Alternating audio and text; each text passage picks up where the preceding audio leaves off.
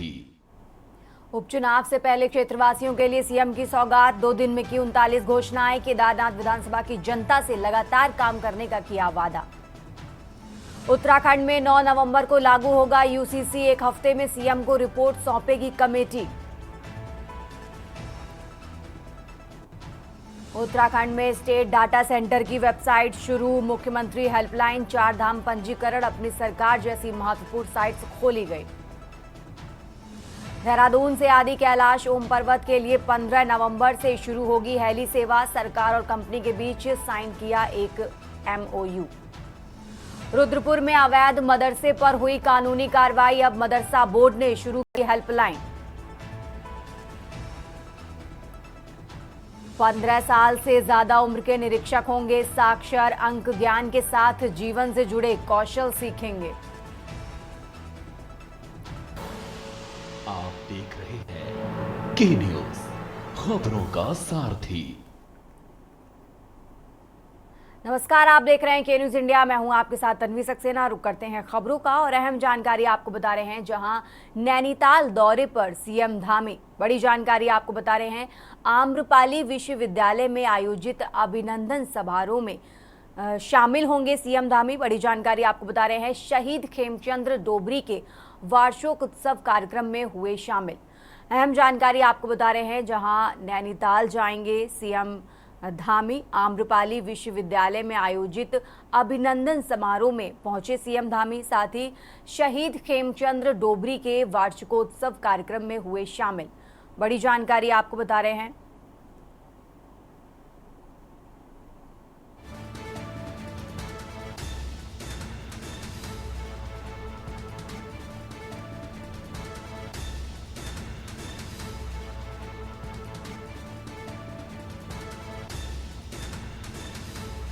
और देहरादून से बड़ी जानकारी आपको बता रहे हैं। जहां यूसीसी कमेटी की आखिरी बैठक संपन्न, बैठक में सभी पहलुओं पर हुई चर्चा। साथ ही आपको बता दें, कमेटी के सुझावों की बुकलेट होगी प्रकाशित।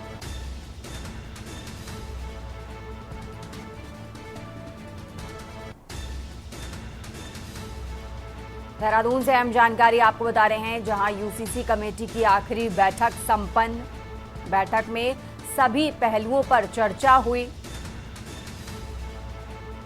कमेटी के सुझावों की बुकलेट होगी प्रकाशित। बड़ी जानकारी आपको बता रहे हैं। देहरादून से जल्द ही मुख्यमंत्री को सौंपी जाएगी बुकलेट। इस बैठक से जुड़ी अहम जानकारी आपको बता रहे हैं। कमेटी के सुझावों की बुकलेट होगी प्रकाशित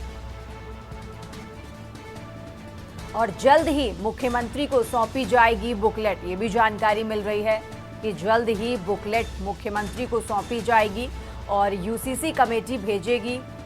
बड़ी जानकारी आपको बता रहे हैं। आपको बता दें, 9 नवंबर से पहले लागू हो सकता है राज्य में यूसीसी। बड़ा अपडेट आपको बता रहे हैं। जहां यूसीसी कमेटी की आखिरी बैठक संपन्न हुई और इस बैठक में सभी पहलुओं पर चर्चा की गई।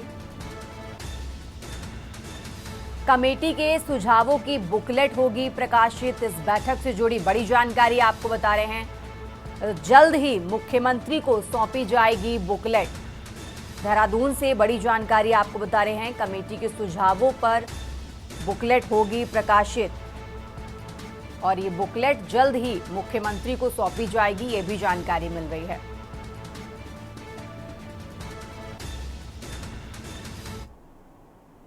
और अब खबर आपको रुद्रपुर से बता रहे हैं। जहां नगर निगम की सभागार में आंगनबाड़ी सेविका मिनी कर्मचारी संगठन का जिले में पहली बार कार्यकारिणी के चुनाव हुए। प्रदेश अध्यक्ष रेखा नेगी और प्रदेश महामंत्री रंजिता अरोड़ा के नेतृत्व में संपन्न हुआ। आंगनबाड़ी सेविका मिनी कर्मचारी संगठन चुनाव में सितारगंज की चंद्रावती 364 वोटों से जीत हासिल की। ब्लॉक से जिला कार्यकारिणी अध्यक्ष, जिला उपाध्यक्ष, जिला कोषाध्यक्ष, जिला सचिव और अन्य सदस्यों चुनाव के लिए नामांकन पत्र भरा गया था।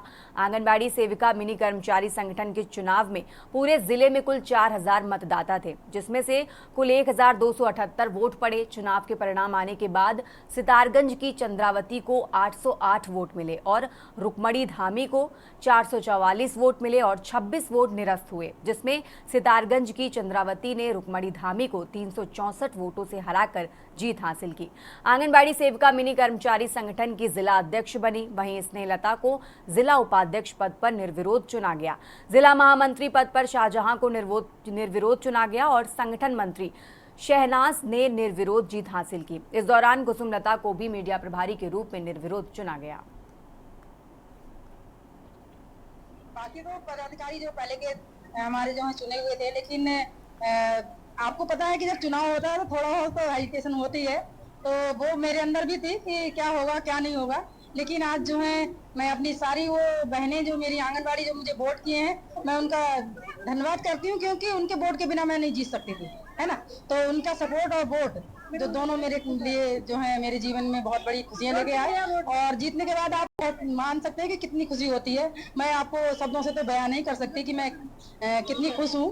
और जो है यही है कि मेरा जो पूरा उधम सिंह नगर जितनी भी मेरे जो कार्यकर्ता जो मेरे एजेंट बनाए थे मैंने, और मेरी जो प्रदेश अध्यक्ष जो महोदय जी हमारी रेखा दीदी जी हैं और रंजीता दीदी जो है महामंत्री प्रदेश, इन सबका सहयोग रहा।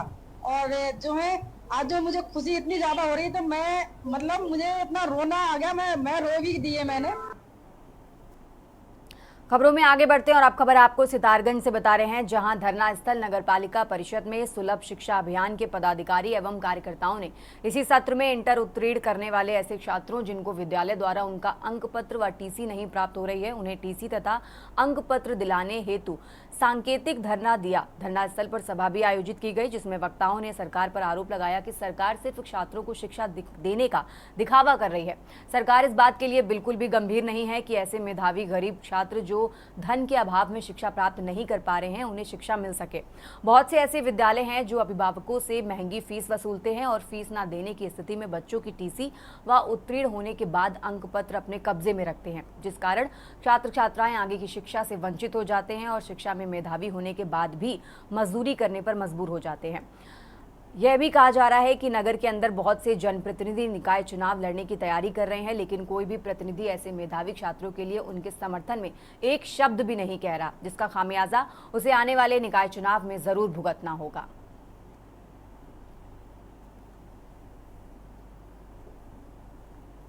आज हम सुलभ शिक्षा अभियान के तहत सांकेतिक धरने पर बैठे हुए हैं। पहले भी हमने एक मुख्यमंत्री महोदय के माध्यम से एक ज्ञापन दिया था। बहुत बड़ी विडंबना है कि यहाँ पर इतने सारे जनप्रतिनिधि हैं, निकाय चुनाव देखिए सामने नज़र आ रहे हैं, उसके बावजूद बहुत सारे जनप्रतिनिधि तैयारियां कर रहे हैं।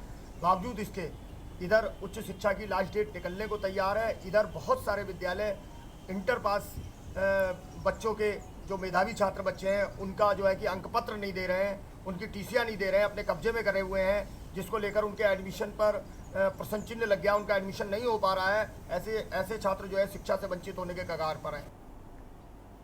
उत्तराखंड के पूर्व मुख्यमंत्री और हरिद्वार से वर्तमान भाजपा सांसद त्रिवेंद्र सिंह रावत लक्सर पहुंचे, जहां उन्होंने एक निजी पेट्रोल पंप का उद्घाटन किया।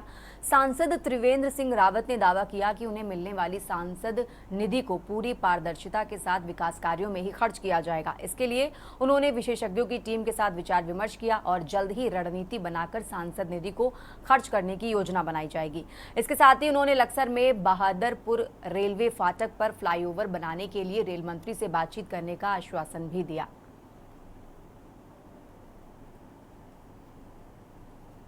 मैं इसके बारे में मैंने कहा कि मुझे रिटर्न में अगर एक मिल जाएगा, पत्र मिल जाएगा, मैं रेल मंत्री जी से मिल करके और इसको समाधान का प्रयास करूंगा। आज मैं सुबह से 9:30 बजे से यहीं रुड़की में हूँ।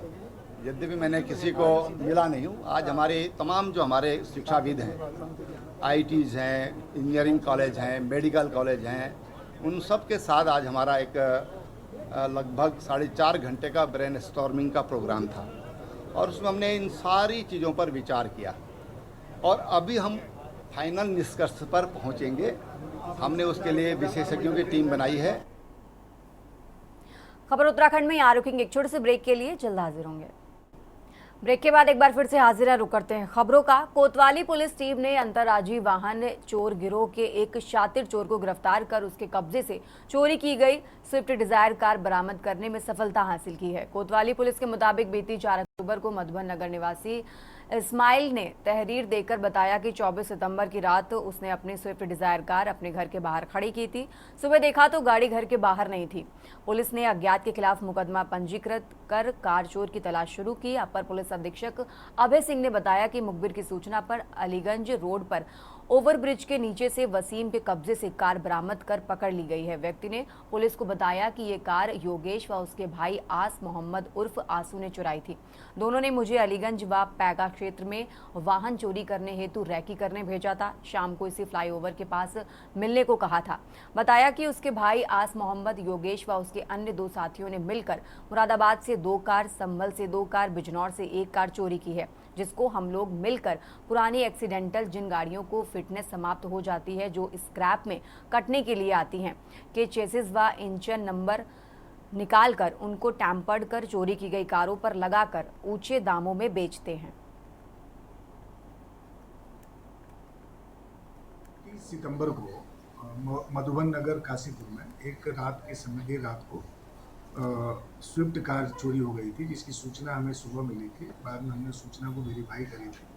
चूँकि कार चोरी का मामला था और ये काफ़ी गंभीरता से इसको लिया गया था, तो इंस्पेक्टर काशीपुर साहब के नेतृत्व में हमने एक टीम बनाई थी, जिसमें जो हमारे कॉम्पिटेंट सब इंस्पेक्टर हैं और जो एसओजी की ज्वाइंट एक टीम बनाई। तो हमने बैक ट्रेसिंग और फ्रंट ट्रेसिंग करी, उसमें बहुत सारे टेक्निकल काम भी किए। तो सैकड़ों की संख्या में इसमें कम से कम कैमरे हमें देखने पड़े।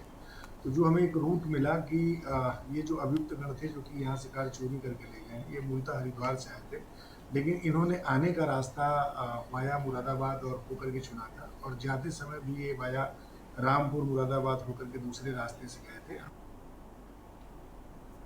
खबरों में आगे बढ़ते हैं। नैनीताल दुर्गा पूजा महोत्सव कमेटी के तत्वाधान में इस साल 8 से 12 अक्टूबर तक दुर्गा पूजा महोत्सव धूमधाम से मनाया जाएगा। दुर्गा महोत्सव को लेकर कमेटी ने तैयारियां शुरू कर दी हैं। कोलकाता से आए कलाकार पिछले 15 दिनों से दुर्गा कमेटी के अध्यक्ष के संयोजन में मां दुर्गा की मूर्तियों का निर्माण कार्य में जुटे हुए हैं।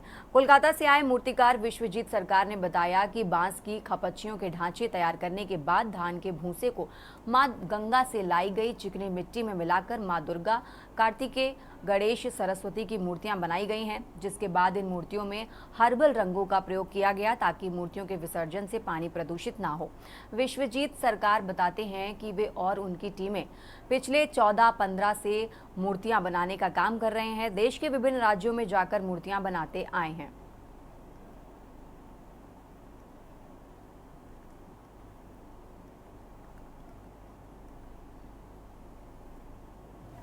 ये मूर्ति पहले तो लकड़ी का बेस बनाया जाता है, उसके बाद पराल से, सुतली से उसको आकार दिया जाता है। उसके बाद प्लेन से मिट्टी आता है, उसमें वो जोड़ भी आता है, उसको काट करके मिट्टी के मिला के हम लोग ये मूर्ति निर्माण करते हैं। हमारा हर्बल रंग आता है और ये रंग करने में, पेंट भरने में हमारा ये पानी विसर्जित होता है, तो पानी प्रदूषित नहीं होता है और जो कि कोई गंदगी नहीं आता है। तैयारियाँ भरपूर चल रही हैं, लगभग कंप्लीशन पे है काम, और मूर्ति निर्माण 80% करीब हो चुका है और वस्त्र आदि पहनाए जा रहे। कल जो है 12-1 बजे तक मूर्ति लगभग पूर्ण हो जाएगी, मुकुट आदि सब लगा के, और 4 बजे, 4-4:30 बजे के आसपास आपका मूर्ति पूजा स्थल पर रख दी जाएगी। और अब खबर आपको देहरादून से बता रहे हैं, जहां जिला प्रशासन ने पलटन बाजार में सुरक्षा के मद्देनजर लगने जा रहे सीसीटीवी कैमरे के लिए बजट जारी कर दिया है। जिलाधिकारी देहरादून सविन बंसल ने बताया कि पलटन बाजार में 12,05,606 रुपए की लागत से 22 हाईटेक सीसीटीवी कैमरे लगाए जाएंगे। ये कैमरे पलटन बाजार से धामावाला मार्ग में 15 कई स्थानों पर लगाए जाएंगे। उन्होंने बताया कि जल्द से जल्द ये सीसीटीवी लगाने की कोशिश की जा रही है। आपको बता दें कि बीते दिनों पलटन बाजार में सामने आई विवादित घटनाओं के मद्देनजर निगरानी बढ़ाने के उद्देश्य से जिलाधिकारी ने जिला पुलिस को सीसीटीवी कैमरों के लिए बजट रिलीज किया है।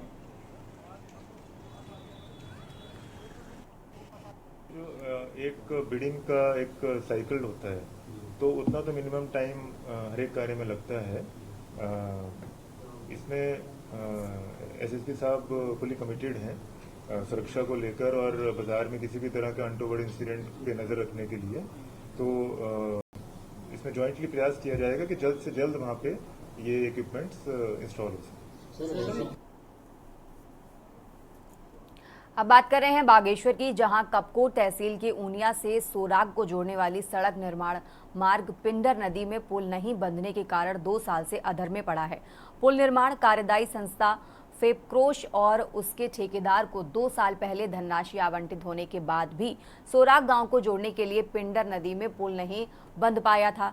सोराग के ग्रामीण 2 साल से बागेश्वर प्रशासन के चक्कर काट रहे हैं। सोराग गांव के ग्रामीणों संघ ब्लॉक प्रमुख कपकोट गोविंद सिंह दानू ने बागेश्वर तहसील में प्रशासन के सामने आक्रोश व्यक्त कर ठेकेदार की पोल भी खोली। ब्लॉक प्रमुख कपकोट गोविंद सिंह दानू का कहना है कि कपकोट के ग्रामीण क्षेत्रों में खुदने वाली सड़कों में कमीशनबाजी का खेल बड़े स्तर से चल रहा है। आलम यह है कि कार्यदायी संस्था वेबक्रोश और उसके ठेकेदार पेमेंट लेने के बाद भी 2 साल तक विकास कार्यों का पैसा ब्याज में लगाकर पैसा कमा रहे हैं। कपकोट में सड़कों के निर्माण कार्यों में बाहरी ठेकेदारों की दबंगई चरम पर है। ठेकेदार अधिकारियों को दबाव में लेकर बिना काम करे विकास कार्यों का पैसा निकाल रहे हैं। ब्लॉक प्रमुख कपकोट गोविंद सिंह दानू ने 1 माह के अंदर पुल निर्माण कार्य नहीं होने पर मजबूरन सरकार के खिलाफ आंदोलन की चेतावनी भी दी है। इस बार पहली बार मैं भी सरकार के साथ इस अपनी जनता के साथ खड़ा हूँ और मैं ठेकेदार के खिलाफ खुद इनके साथ धरने में बैठने को तैयार हूँ। यदि इन्होंने 1 महीने का टाइम दिया है और 1 महीने के अंतर्गत ये इनका पुल का काम पूरी तरह तैयार नहीं होता है तो निश्चित तौर पर हम लोग पुनः दोबारा धरना प्रदर्शन करेंगे और बिल्कुल ठेकेदार के खिलाफ हम लोग इसके लिए आवाज़ उठाएंगे, क्योंकि ठेकेदार की दबंगी इतनी चल रही है। इस पूरे उत्तराखंड में उसके काम चल रहे हैं। वो विभाग के कर्मचारी अधिकारियों गाली गलौज देके अपने पेमेंट निकलवा लेते हैं और आप लगाओ कि 2 करोड़ 30 लाख रुपया जहाँ पर आपको एडवांस मिला है, ऐसी कपकोट ब्लॉक के अंदर ही नहीं पूरे उत्तराखंड में 10 काम भी चलेंगे तो 23 करोड़ रुपये एडवांस लगे। 2-3 साल का अपना कारोबार चलाने बिजनेस चलाने के लिए वो काम में पैसा लगा देता है और उसके बाद जनता जब आवाज़ उठाती है मात्र 1 ट्रक वहाँ पर लाके सामान जो है वहाँ पर फेंक देता है और फिर 2 साल बाद 1 साल बाद जनता चिल्लाती है, फिर दोबारा वही 1 ट्रक सामान लाता है। तो इस प्रकार गलत नाजायज़ फायदा ये सरकार का भी उठा रहे हैं और ऊपर से दबंगी कर रहे हैं। ऊपर किसकी आका का इसका आरक्षण संरक्षण मिला है ये हमको समझ में नहीं है। जी देखिए, हमें रोड से और पुल की समस्या है। अभी तक हमारी पुल नहीं बनी है, अप्रोच भी नहीं बने। ये हमें ठगते जा रहे हैं। क्यों हमारे साथ ऐसा छल कपट कर रहे हैं ये लोग हमारे साथ? शासन प्रशासन हमें झूठ क्यों दे रहे हैं, झूठ का आश्वासन क्यों दे रहे हैं? अभी हमारे बुजुर्ग 3 तारीख हमारे बुजुर्ग वहाँ पे उन्होंने दम तोड़ी। अगर हमारे रोड होती, पुल होती तो शायद वो स्वास्थ्य केंद्र या डिस्ट्रिक्ट हॉस्पिटल तक पहुँच जाते। इसलिए उन्होंने वहीं पे दम तोड़ी। और मैं शासन प्रशासन से आश्वासन नहीं, अभी हमें पुल चाहिए, रोड चाहिए। उन्हें तो आश्वासन देते गए हैं। देखते हैं, हम इन पे भरोसा कर रहे हैं। अभी अगर ये काम शुरू करते हैं तो ठीक है, अगर नहीं करते हैं तो उग्र आंदोलन के। उत्तराखंड की खबरों में अब बात कर रहे हैं कोटद्वार की, जहां पिछले कुछ दिनों से लाल बत्ती चौक पर घंटाघर के निर्माण को लेकर चल रही राजनीति में अब विधानसभा अध्यक्ष ऋतु भूषण खंडूरी भी कूद पड़ी हैं। सोमवार को अपने जारी एक बयान में विधानसभा अध्यक्ष ने साफ किया कि लाल बत्ती चौक, जो तीलू रौतेली चौक के नाम से जाना जाता है, वहां पर घंटाघर का निर्माण नहीं होगा, बल्कि वो चौक तीलू रौतेली के नाम से ही जाना जाएगा और वहां पर उनकी मूर्ति स्थापित भी की जाएगी।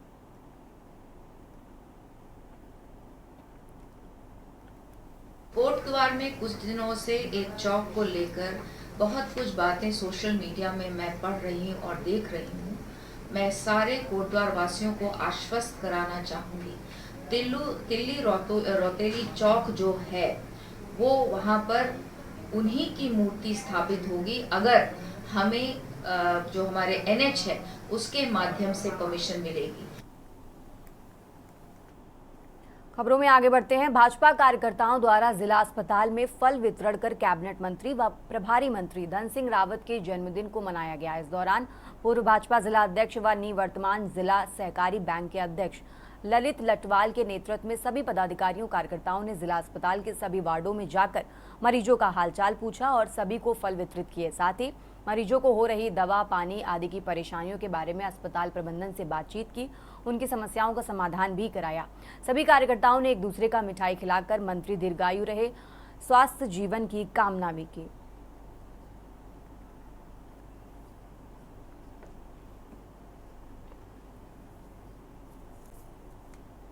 आज हमारे यशस्वी स्वास्थ्य मंत्री डॉक्टर धन सिंह रावत जी का 52वां जन्मदिवस है। इस जन्मदिवस के अवसर पर भारतीय जनता पार्टी के समस्त आदरणीय कार्यकर्ता उनका जन्मदिवस मना रहे हैं और बहुत सारे कार्यक्रम हैं। उसमें आज यहाँ पे हमने मरीजों को जो अस्पताल में भर्ती हैं उनको फल वितरण का कार्यक्रम किया है। और जिस तरीके से डॉक्टर धन सिंह रावत जी ने स्वास्थ्य के लिए विशेष रूप से हमारे इस अल्मोड़ा जिले के लिए चिंता की है, उनको हम बहुत बधाई भी देना चाहते हैं और हम सब पूरे नगर की ओर से अपने धन सिंह रावत जी के दीर्घायु की कामना करते हैं कि वो उत्तरोत्तर उन्नति के पथ पर आगे बढ़ते रहें और आने वाले समय में जो हमारे यहाँ की बहुत बड़ी समस्या थी स्वास्थ्य की, आज जब से उन्होंने स्वास्थ्य मंत्री का कार्यभार ग्रहण किया है उसके बाद से उत्तरोत्तर इसमें प्रगति हो रही है। उत्तराखंड की खबरों में फिलहाल इतना ही। आप देखते रहिए के न्यूज़ इंडिया। आप देख रहे हैं के न्यूज़, खबरों का सारथी।